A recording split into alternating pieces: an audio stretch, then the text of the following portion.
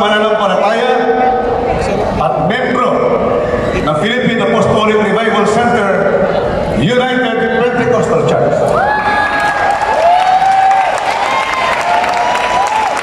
Ang ating pastor ay hindi po naibasa. Dahil kapamilya po natin siya, nung siya po ay nasa United Pentecostal Church, naging pastor po natin siya. Hanggang ngayon, kapamilya pa rin natin ang ating pastor, Apollo Kibanor, number 53. Ako po ay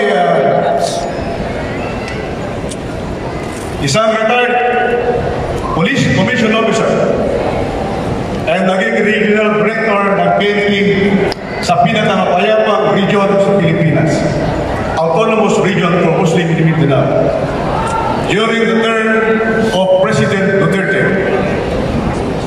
And likewise, after my retirement, I was appointed as Director of Metropolitan Manila Development Authority. Yan po ay during the administration of our President Rodrigo S. Duterte. Mga minamahal kong kababayan, mga kapatid, ngayon tayo nagtitipon sa isang makabuluhang sandali sa ating kasaysayan. Ang ating bansa ay nakaharap sa mga hamon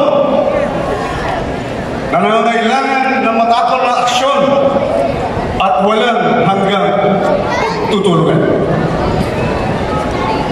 Ako ay nakatayo rito bilang isang kandidato at hindi lang bilang kandidato, bilang isang kapwang mamamayan na magbabahagi sa inyo ng mga pag-asa, mga pangarap at mga determinasyon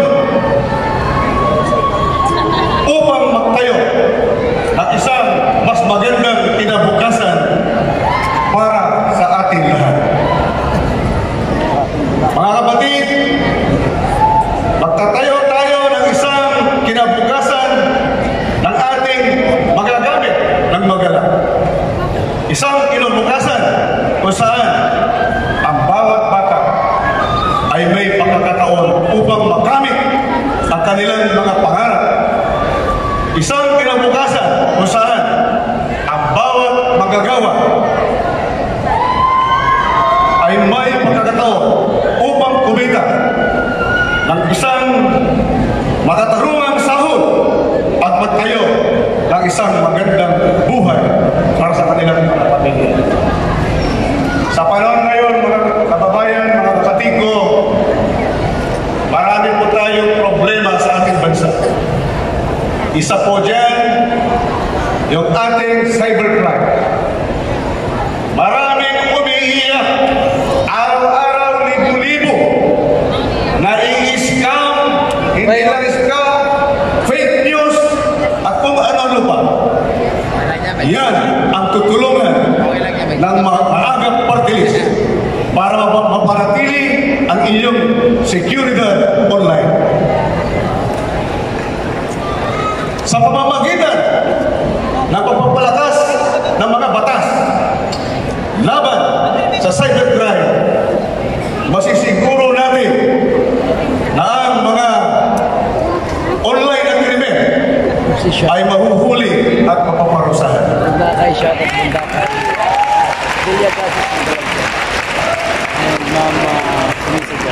Magtataguyod ang mga party list ng edukasyon sa cyber safety.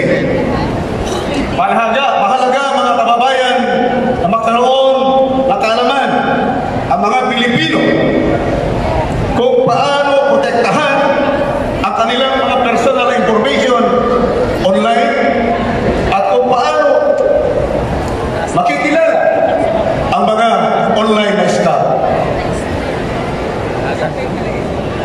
Ano pa ang gagawin ng maagang party list?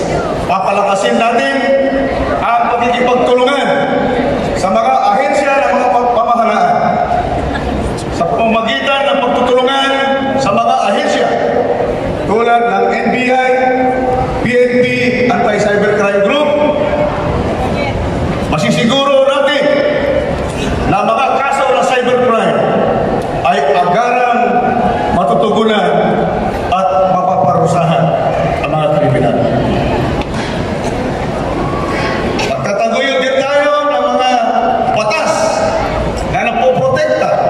sa mga biktima ng cybercrime.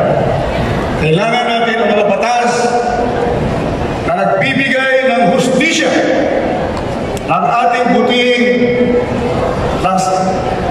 at napaparusa ng mga may kasalanan. Mga kasama, mga kababayan, mga kapatid, maraming salamat sa Kingdom of Jesus Christ sa pag-imbita ng ating buting Pastor Apollo Kibuloy.